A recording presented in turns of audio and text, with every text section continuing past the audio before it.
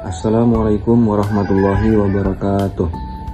Selamat siang, terima kasih kepada dosen pengampu mata kuliah pengantar ilmu ekonomi dan rekan-rekan sekalian yang sudah hadir untuk mendengarkan presentasi dari kami.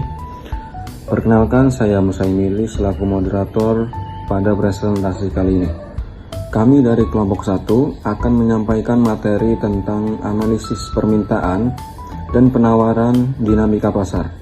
Dan kali ini saya tidak sendiri, saya ditemani dengan rekan-rekan saya. Ada Kak Karyaman, kemudian Kak Saman, Kak Firman, Kak Ulfa Duyanti, Kak Siti Sarmila, dan yang terakhir ada Kak Novia. Baik, langsung saja pada materi pertama yang akan disampaikan oleh Kak Ulfa Duyanti. Halo, perkenalkan nama saya Ulfa Duyanti. Saya di sini sebagai pemateri pertama. Sebelumnya saya akan membacakan latar belakangnya dulu ya. Pasar tradisional adalah salah satu pilar ekonomi masyarakat, terutama dalam menyediakan kebutuhan pokok sehari-hari. Komoditas seperti cabai, sayur, dan bahan pokok lainnya menjadi indikator penting dinamika permintaan dan penawaran. Harga barang-barang di pasar tradisional seringkali berfluktuasi, dipengaruhi oleh interaksi langsung antara penjual dan pembeli serta faktor eksternal seperti musim dan kebijakan. Baik, di sini saya akan menjelaskan konsep permintaan dan penawaran. Konsep permintaan dalam ekonomi merujuk pada jumlah barang atau jasa yang konsumen bersedia dan mampu untuk membeli pada berbagai tingkatan harga dalam suatu periode waktu tertentu. Sedangkan untuk penawaran dalam ekonomi merujuk pada jumlah barang atau jasa yang produsen bersedia dan mampu untuk menjual pada berbagai tingkat harga dalam suatu periode waktu tertentu. Baik, selanjutnya ke pemateri kedua, yaitu Kak Sarmila. Hasil dan pembahasan, di mana saya akan menjelaskan tentang kondisi pasar dan interaksi antara penjual ataupun pembeli, di mana pasar bisa disebut sebagai area tempat jual beli barang dengan jumlah penjual lebih dari satu, baik disebut sebagai pusat pembelanjaan, pasar tradisional, pertokoan, mall, plaza, pusat pembelanjaan, maupun sebutan lainnya. Pasar menurut kajian ilmu ekonomi adalah suatu tempat atau proses interaksi antara permintaan, bisa disebut juga sebagai pembeli, dan penawaran bisa disebut juga sebagai penjual dari suatu barang atau jasa tertentu, sehingga akhirnya dapat menetapkan harga keseimbangan, bisa disebut juga sebagai harga pasar, dan jumlah yang diperdagangkan. Jadi berdasarkan pernyataan di atas, pasar adalah area tempat jual beli barang atau jasa yang penjualnya lebih dari satu. Di dalamnya terjadi proses interaksi antara penjual dan pembeli, sehingga menetapkan harga dan jumlah yang disepakati oleh penjual dan pembeli. Terima kasih. Baik, untuk materi selanjutnya akan dibacakan oleh Kak Karyaman. Oke, Assalamualaikum warahmatullahi wabarakatuh. Perkenalkan, nama saya Karyaman Ramadan Siregar. Baik, langsung saja di sini saya akan menerangkan keseimbangan harga pasar. Permintaan dan penawaran cabai adalah KID 40.000 min 1000 P dan QS 500 P. Berdasarkan informasi tersebut, maka tentukan jumlah dan harga keseimbangan pasar yang terjadi pada cabai tersebut. Saya akan jawab. KID dan QS 40.000 min 1000 P itu 500 P. 40.000 1500 P. P 40.000 min 1500 itu total 26,67. Maka tingkat harga Elkebarium adalah Rp 26,67 dan jumlah barang keseimbangan adalah KID-nya 40.000 min 1000 P. 40.000 min 1000 yaitu dalam kurung 26,67. Itu totalnya adalah 13.330. QS-nya 500 T.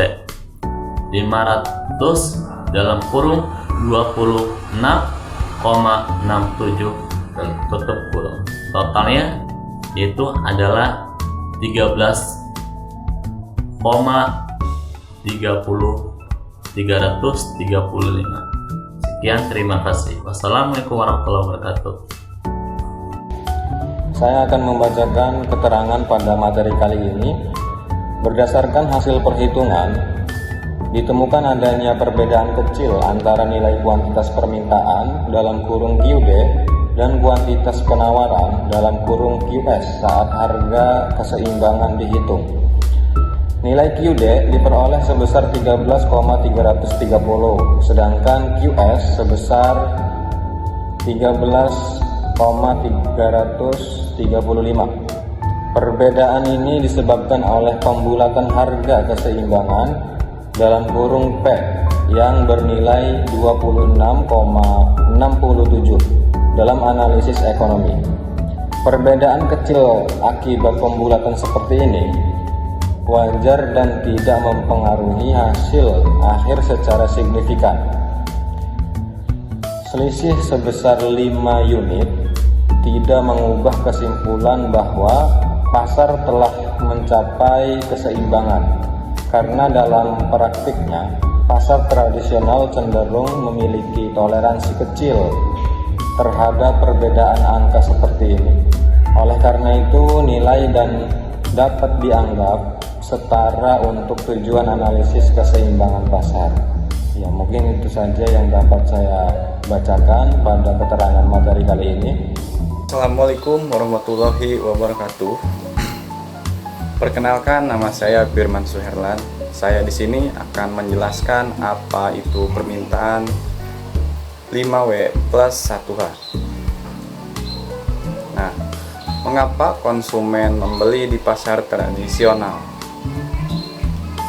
Oke, karena barang segar, harga terjangkau, dan lokasi dekat.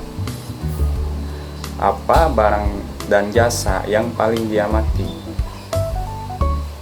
Saya jawab, bahan makanan segar seperti sayur, buah, dan daging.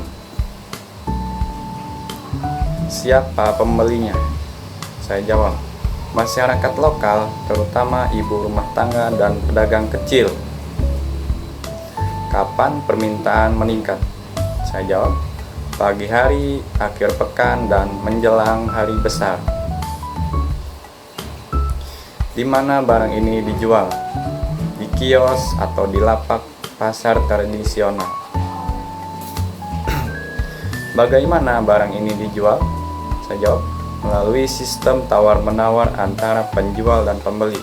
Oke, cuma itu yang saya jelaskan. Cukup sekian. Assalamualaikum warahmatullahi wabarakatuh. Baik, saya di sini akan menjelaskan penawaran 5W plus 1H. Why? Mengapa penjual menawarkan barang tertentu sesuai permintaan masyarakat dan potensi keuntungan? What? Apa barang yang ditawarkan? Bahan pokok, kebutuhan rumah tangga, hingga bahan lokal. Siapa penjualnya? Pedagang kecil, petani, dan distributor. When?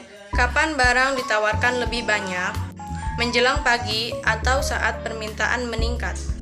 Where? Di mana barang disuplai? Dari petani lokal atau distributor regional. How? Bagaimana barang ini sampai di pasar? Melalui distribusi langsung atau dari production atau pemasak. Baik, itu saja penjelasan dari saya. Saya kembalikan ke moderator. Ya, terima kasih kepada para pemateri yang sudah menyampaikan materinya. Harapan pada presentasi kali ini dapat memberikan benefit ilmu yang baik ke depannya dan teman-teman dapat mempelajarinya. Mungkin itu saja yang dapat kami sampaikan. Kurang lebihnya mohon maaf. Syukran. Wassalamualaikum warahmatullahi wabarakatuh.